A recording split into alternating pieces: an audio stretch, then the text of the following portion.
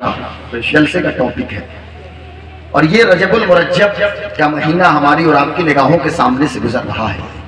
और मैंने सूरह फतह की वर्स नंबर 29 आयत नंबर 29 का सिर्फ एक हिस्सा मैंने तिलावत का शर्फ हासिल किया। मोहम्मद रसूलुल्लाह, मोहम्मद अल्लाह के रसूल हैं। और फिर उसके बाद वो मुकम्मल तफसील लगी है, क्योंकि कुरान शरीफ का एक अपना एक सिस्टम ये है कि कुरान शरीफ खुद आगे खुद अपनी तफसीर भी कर देता है, उसको डिफाइन करता है, डिस्क्राइब करता है, ताकि किसी तरह की कोई घालमेल उसमें ना हो। और मैं रोजाना अपनी तकरीरों में कह रहा हूँ, आज भी आप देखेंगे बहुत सारे बच्चों की दस्तारबंदी होगी। लगभग कितने बच्चे हैं? 7 बच्चे हैं साहब। यकीनन अल्लाह उन बच्चों को सलामत रखे और उनके वालिदैन को सलामत रखे।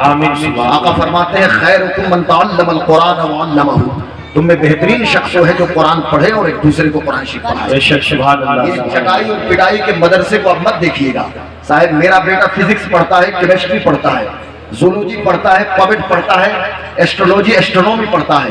आज मेरे बच्चे को पता है a + b तो whole square equal to a square + b square + 2ab। Newton का मोशन लॉ उसे पता है, अल्बर्ट आइंस्टाइन का रूल ऑफ रिलेटिविटी पता है। लेकिन मुझे बताएं तो सही, आपके बच्चे को कौन बताएगा कि सड़क पे चलने का तरीका क्या है? एक तरफ ट्रैफिक पुलिस वाले नारा तो ये लगाते हैं, always keep at the left, हमेशा बाईं ओर चलो। लेकिन ये तरीका कौन बताएगा? ट्रैफिक निजाम क्या है इस्लाम का, सड़कों का अदब क्या है, बाप का एहतराम क्या है, अल जन्नतु तहता अक़दामे उम्महातिकुम के हवाले से कौन बताएगा? साहिब मिसवाक कैसे करना है, वजू में कितने फराइज हैं, गुस्ल कैसे करना है, ये साहब a + b तो होल स्क्वायर वाला नहीं बताएगा। न्यूटन का मोशन लॉ और न्यूटन का ग्रेविटेशनल लॉ पढ़ाने वाला आपको नहीं समझाएगा। अल्बर्ट आइंस्टाइन का रूल ऑफ रिलेटिविटी बताने वाला आपको नहीं बताएगा, बल्कि यही हाफिज कुरान आपको बताएगा। मदरसे के मुदर्रिस। इसलिए खुदारा कभी भी हकारत की निगाह से इनको मत देखिएगा। मैं तो उस दौर को सलाम करता हूँ साहब, हजरत मौलाना मुनव्वर साहब किबला और हजरत हाफिज व कारी अजहर साहब किबला। वो दौर बड़ा ताबनाक दौर था जब हिंदुस्तान की धरती पे औरंगजेब आलमगीर जैसा हुक्मरान मौजूद था। तारीख तो हमें बताती है 1658 से लेकर 1707 तक की तारीख को अपनी निगाहों के सामने रखिए तो बात आपको मेरी समझ में आ जाएगी। यही भारत की सरहद सीमा है और दिल्ली की शाहजहानी मस्जिद है। दुनिया ने अपने माथे की निगाहों से देखा था कि औरंगजेब जैसा जलीलुल कद्र बादशाह शाहजहानी मस्जिद की सीढ़ियों से नीचे उतर रहा है और हजरत अल्लामा अहमद जीवन रहमतुल्लाह अलैह मस्जिद में इन कर रहे हैं। और दुनिया ने अपने माथे की निगाहों से देखा कि औरंगजेब हजरत अल्लामा अहमद जीवन की दस्तबोसी कर रहा है। नारे तकबीर, नारे रिसालत। माशाअल्लाह। तो आप देख रहे हैं कि हमारे मोहतरम बड़े मोहतरम शायर जिनको मैं खुद पसंद करता हूँ, जनाब बाबू शहबाज रजा नूरी कलकत्तवी, आप इनको समाप्त करेंगे, वो एक अजब समा और एक रंग होगा। देखिए ये चैनल वाले भी आप ही के मुंतजिर हैं सारे, और एक दो नहीं कई लोग यहाँ मौजूद हैं। तो मैं अर्ज़ कर रहा था कि हजरत अल्लामा अहमद जीवन की दस्तबोसी औरंगजेब कर रहे हैं। हर माँ ये चाहती थी काश मेरा बेटा हाफिज कुरान हो जाए, तो औरंगजेब जैसा शख्स उनका हाथ चूमे। काश मेरा बेटा मुफ्ती दीन हो जाए ताकि औरंगजेब कदमबोसी करे। आज जरूरत यह है कि भाग पीछे की तरफ तय गर्दिश अय्याम तू, वही इनकलाब आज भी अपनी सोसाइटी के अंदर लाने की जरूरत है ताकि पता चले एक हाफिज कुरान की इज्जत क्या है। आज जरूरत यह है कि कुरान शरीफ से अपने रिश्ते को मजबूत कीजिए। दुनिया में किसी भी किताब को आप लेकर आइए साहब, उसके अंदर डाउट है और शक है, लेकिन आप अल्लाह के कलाम को पढ़िए। अल्लाह फरमाता है अलिफ लाम मीम ज़ालिकल किताबुल ला रैब फीह, ये वो किताब है जिसमें कोई शक और कोई डाउट नहीं है। लेकिन आज अफसोस के साथ मुझे कहना पड़ता है कि मेरे बेटे को कन्वेंट में जाने के लिए टाइम है, मॉन्टेसरी में पढ़ने के लिए वक्त है, लेकिन उसी बच्चे से मैं कहूंगा कि डेली बेसिस पे रोजाना की बुनियाद पे मुसल्ला बिछाओ और थोड़ी देर कुरान के साए में अपनी जिंदगी गुजारो। अभी मैं आपसे पूछ दूं कि कितनी देर पहले हमारे हाथ में मुसहफ शरीफ था, कितनी देर पहले कुरान शरीफ हमने देख के पढ़ा था, या कितनी देर पहले हम कुरान शरीफ की तिलावत कर रहे थे? तो शायद के पिछले रमजान में हम तिलावत किए थे। अब सामने 1 माह के बाद जब रमजान है उस वक्त हम कलामुल्लाह को बोलेंगे। हमारे पड़ोसी मुल्क की बात है, वहां के एक मकतब में वहां के असातिज़ा ने आपस में मशवरा किया कि हम मकतब के अंदर एक لائبریری قائم کریں گے.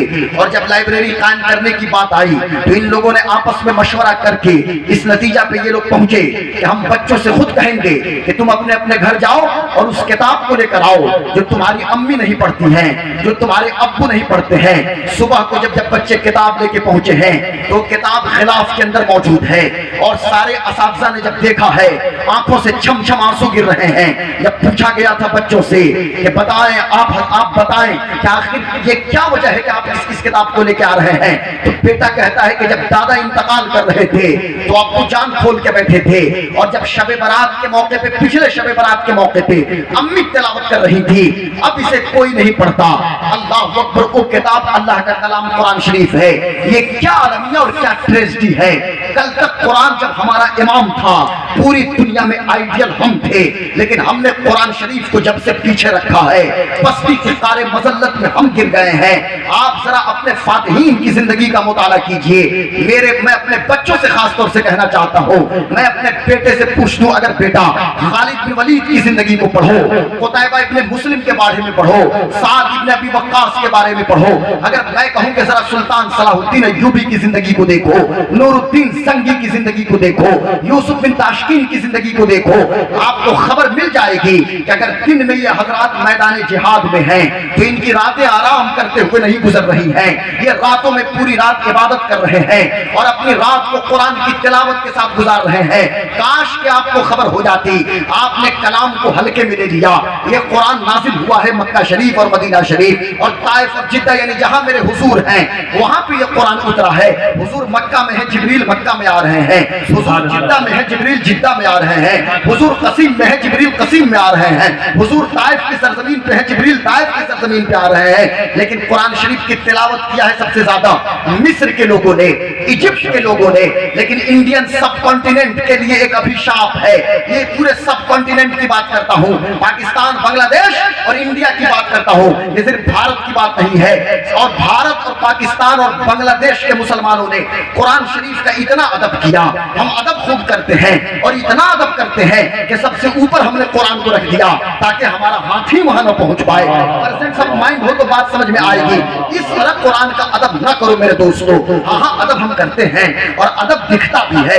قرآن کو چومتے ہیں, سینے سے لگاتے ہیں, مصحف شریف کو پیشانی سے لگاتے ہیں, لیکن روزانہ کی بنیاد پہ میں قوم کی بیٹیوں سے بھی کہنا چاہوں گا, قوم کی ماں اور بہنوں سے بھی کہنا چاہوں گا کہ ڈیلی بیسس پہ, روزانہ کی بنیاد پہ ہر آنگن میں قرآن کی تلاوت ہونی چاہیے, ہر گھر میں قرآن کی تلاوت ہونی چاہیے. صاحب ہم مسلمان ہیں.